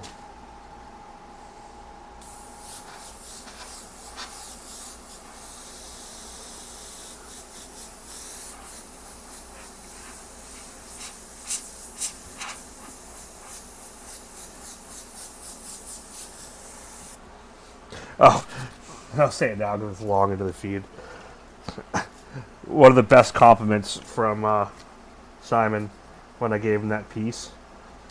He looked at it, gave it a second look. He's like, hey, you know what? He's like, this is really good, this is a proper painting. He's like, I'm going to definitely put this up. He's like, kind of whispered it. He's like, usually I get this stuff and it's usually crap. Or it's not that great. But this is really good. So I was like, that was great. That made me feel good.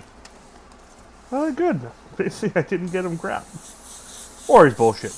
But I don't think so.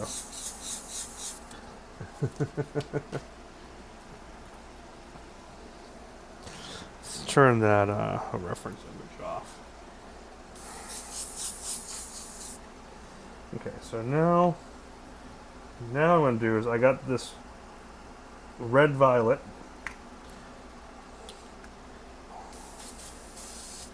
So now I'm going to do like a little bit of a purple like a candy glow, but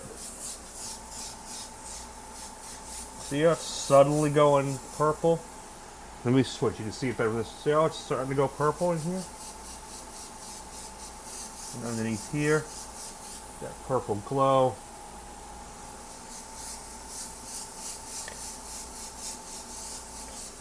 Like it's a purple flame. Very subtle.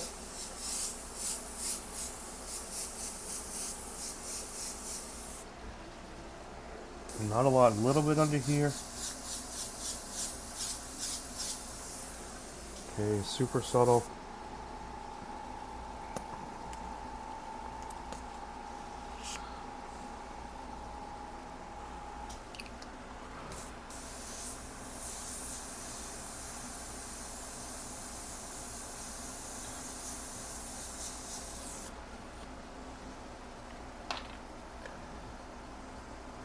Now I'm going to go straight black.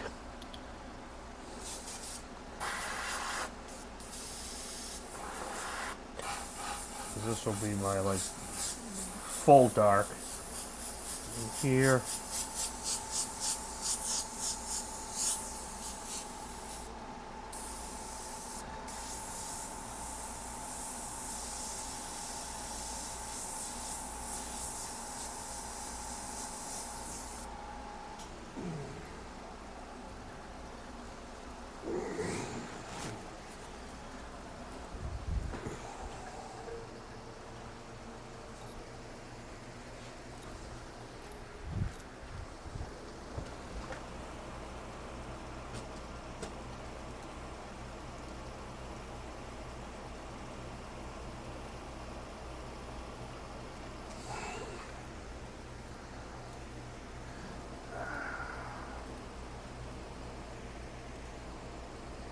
I need to readjust. I did lose the iPad this time for a sec.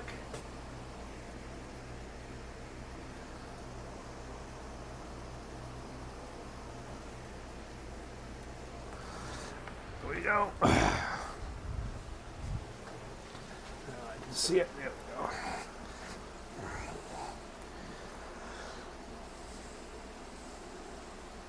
we go. Okay. So now I can go back to that white.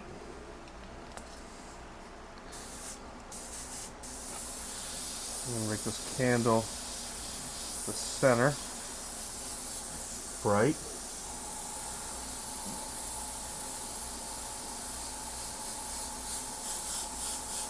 Around it bright.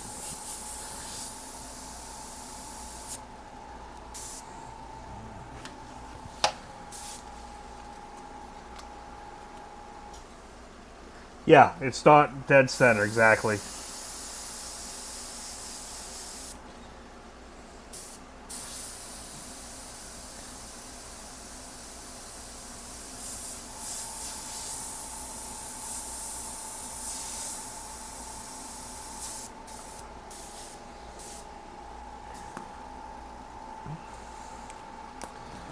I'm just going to darken a few things with that black.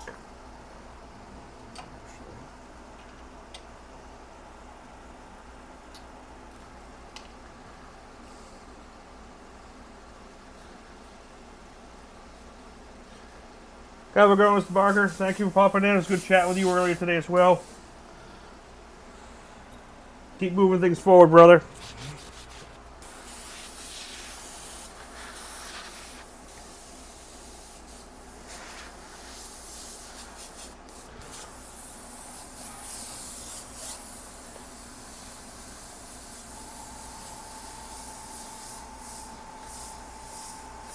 So now this is like a dark purple black. I'm going to do some final carving. Tone and back a little darker. And then I'm going to call it done.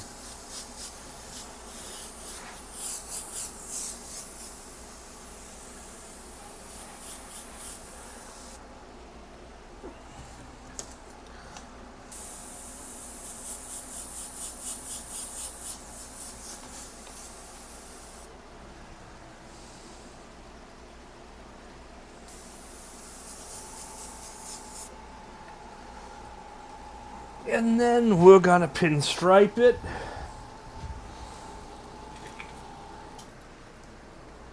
Let's see. I've been digging doing it with these Posca markers. The Posca paint pens. So what I'm gonna do this time,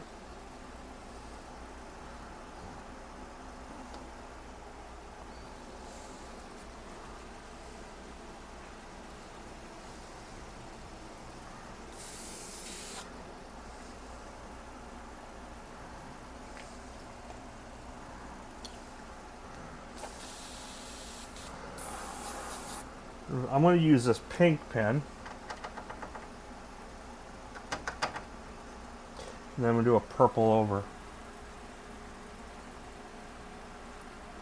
I've been digging this rough, wet marker look. But it's only to one side. And then the other side's crisp. So I've been doing this a lot with these paintings and other stuff. I did it with the Lobo one too. It's just a cool, dramatic take. You get a little ripply on one side and sharp on the other.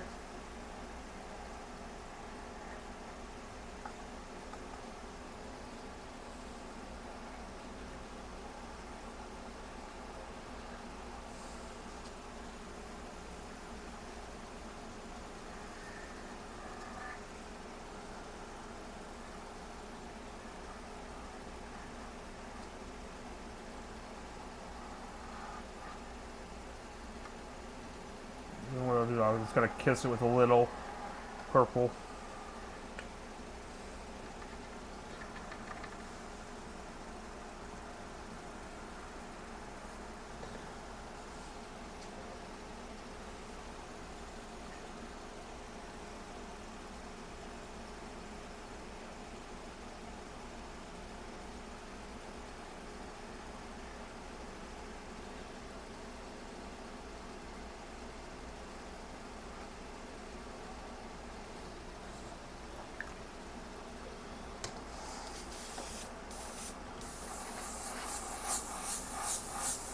Just going to kiss the edge a little bit, change it.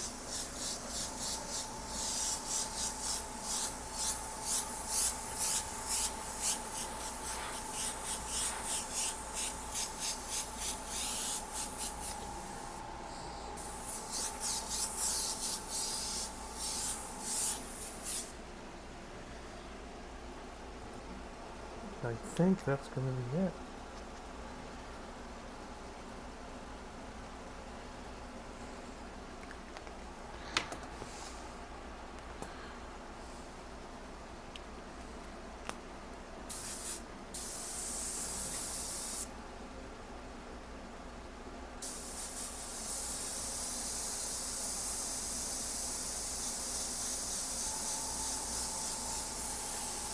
So now a little more.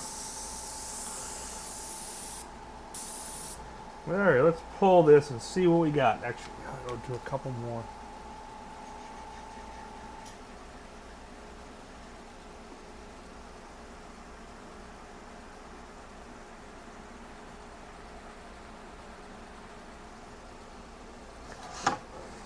We'll sign it.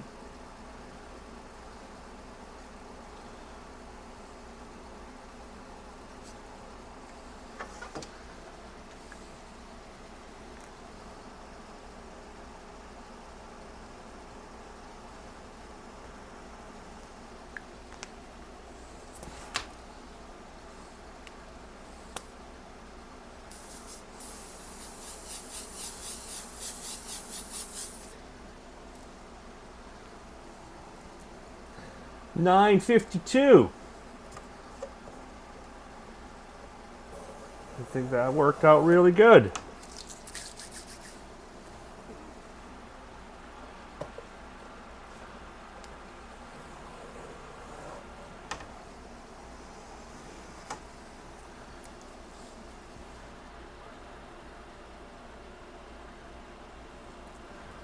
Let's get the whole painting in. Come on. There we go. That's good enough.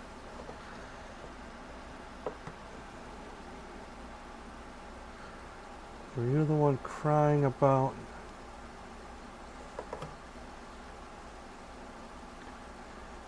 What do we got here? Gonna run the hair off when you mentioned helicopter guy.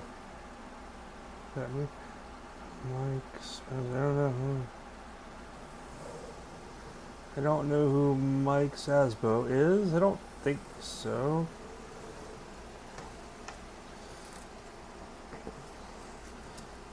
Oh, there was a guy that was complaining, that was like insulting the fact that we did skulls on a bagger. And the only post on his site was a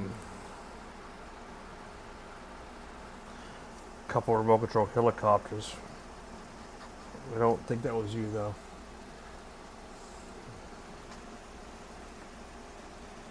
I think it was like Randy Flies RC or something was his name. I don't think that was you, sir.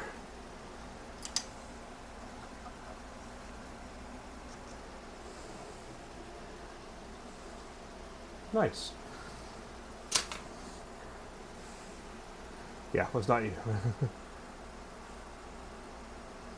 No, Gary, I actually met him years ago, like 2 years ago or 3 years ago, and I had just did the Predator Prey painting and showed him a picture of it, and he loved it.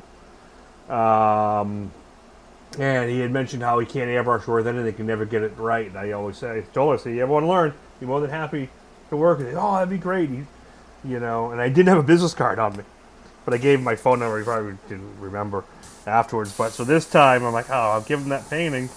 Maybe he'll remember this time.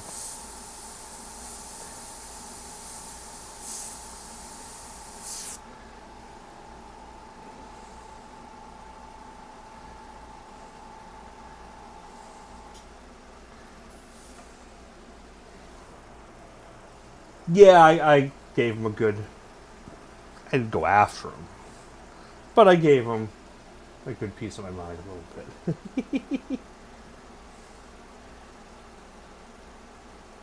Oh, that's awesome, man. I love to see pictures of it. So that's it, guys. I think that's a done deal. What do you think? Pretty cool painting. That's a fun piece. You can do a lot with it. You can do it in a lot of different tones, different colors. Simon's all, you know, it's pen and ink, comic book style, and then some brush work and paint pen and whatever, you know. Most you know, comic book illustrators and stuff don't use an airbrush, or I know a few that use it for like background fills, or they use it for like cloud effects and stuff like that, but they don't use it for you know, the actual main part of it. So yeah, well, that is it. If there are no any other takers, this is going to go to Miss Honey. She put a bid on it last week at 200, and we will do a nice satin clear on this, I think, and call it done. I don't know if you guys watched, some of you guys watched the time lapse today. If you'd like to see me do more of that stuff, let me know. You know, just shorten some of these up, the time lapse, and I definitely got to do more edits so they're easier to follow how to.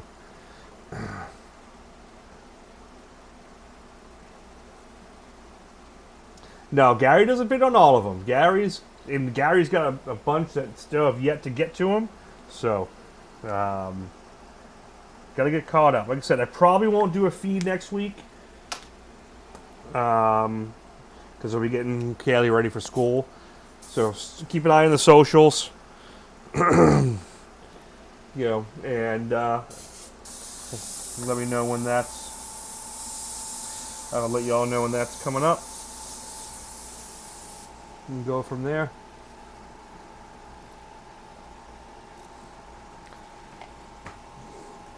Thank you all for popping in, hanging out for this whole painting for the past 2 videos. I hope you enjoyed it. Hope you learned something of it. If you have any questions, feel free to message me. And we will go get them on the next one. Looking forward to some ideas. Send them my way. And I got quite a few ideas from some past ones and that are sticking to my head. Actually, Gary, you gave me the idea on this one, so that was cool. Yeah, so awesome. I'm going to get going on it. And have a great weekend, everyone. And I will see y'all next time.